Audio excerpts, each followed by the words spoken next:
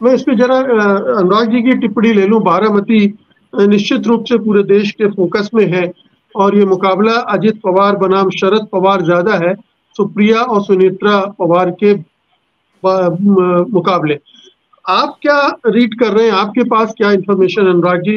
बारामती, क्या ये शरद पवार को आखिरी मतलब वो चुनाव एक तरह से देख रहे हैं और अपनी बेटी को वो अपनी चुनाव जिताने की स्थिति में नहीं है? क्या आपको लग रहा है? मुझे ऐसा नहीं लगता कि शरद पवार, जिनको कि बार बार कहा जाता है कि वो अब राजनीति में खत्म हो गए हैं, आउट हो गए हैं, तो ऐसी मुकाबले में पिछली बार भी जब एक सातारा में उन्होंने बारिश में एक बहुत अच्छा भाषण दिया था तो वो लोगों की स्मृति में आ गया था। लेकिन मुझे लग रहा है कि श्री नरेंद्र मोदी जी ने जिस तरीके से उनके ऊपर व्यक्तिगत हमला किया है, भटकती आत्मा उनको कहा है, उससे मराठी मानुस, ये चुनाव जो है ना, देखिए, ये मराठी अस्मिता का चुनाव बन गया है। कल मैंने खड़गवासला में बहुत ही एक करंट अंडर करंट जिसको होती है, एक इतनी उत्तेजना वाली भीड़ का, मैं शरद पवार को सुना, सुले को सुना और उद्धव ठाकरे को सुना।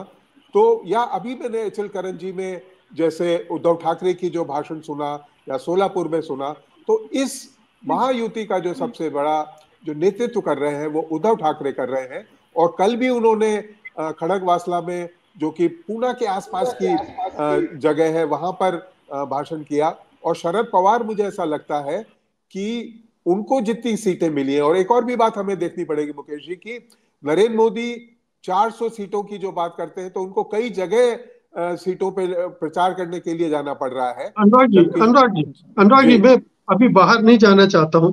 मैं हाँ, अभी थोड़ा सा महाराष्ट्र और उसमें भी इन 11 वही मैं सीटों कह पर रहा हूं, थोड़ा फोकस वही रखना। मैं कह रहा हूं।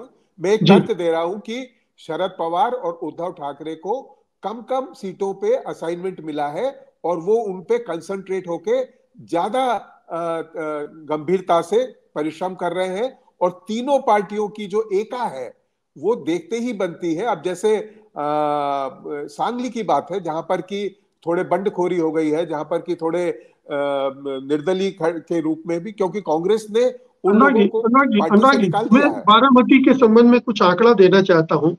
बारामती पिछली बार एनसीपी ने, सुप्रिया सुले ने जीती थी।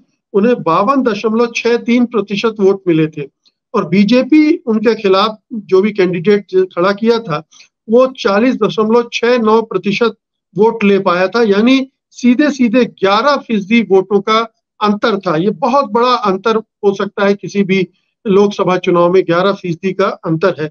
अब ये जो एनसीपी विभाजित हुई है, ये विभाजित एनसीपी का कितना असर होगा? फिर एनसीपी के साथ कांग्रेस है, उद्धव ठाकरे की सेना है, वो कितनी इसकी भरपाई करेगी? ये क्या समीकरण बन रहा है, जरा इसको समझाएं।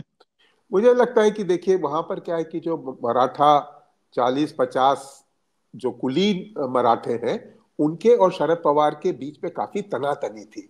और इस तनातनी का मुख्य कारण जो था वो अजीत दादा थे। अजीत दादा का जो व्यवहार है वो काफी ब्लंट है। वो कोई बड़े सौम्य आदमी नहीं है, बहुत अच्छी भाषा का प्रयोग नहीं करते। आपने देखा कि उन्होंने सार्वजनिक जीवन में कई बार इस तरीके के सवाल जवाब किए हैं जो कि काफी अप्रिय होते थे। तो ऐसी स्थिति में पिछले 1.5-2 महीनों में शरद पवार ने उन परिवारों से, उन मराठा परिवारों से वापस से दोस्ती का हाथ बढ़ाया है और दोस्ती की है जो कि उनके पुश्तैनी दुश्मन हो गए थे। तो इसमें मुझे लगता है कि शरद पवार की जो रणनीति है, जो राजनीति है, वो उसको मैं अभी भी अजीत दादा से ऊपर मानता हूं। अजीत दादा अभी भी सत्ता प्रतिष्ठान, उनके ऊपर जो भ्रष्टाचार के आरोप लगे हैं, लेकिन अजीत दादा क्योंकि मैनेजर थे, जो शरद पवार की जो सारी चुनाव होते थे उसके मैनेजर अजीत दादा होते थे। जिस तरीके से शिवसेना के जो सारे चुनाव होते थे, यानी मैनेजर का जब मैं प्रयोग कर रहा हूं तो इसका मतलब है फंडिंग का, या पैसा जिसके पास होता है। और चुनाव में आप देखते हैं कि जो पैसा बांटता है उसी को लोग बाग समझते हैं कि यही हमारा माई बाप है।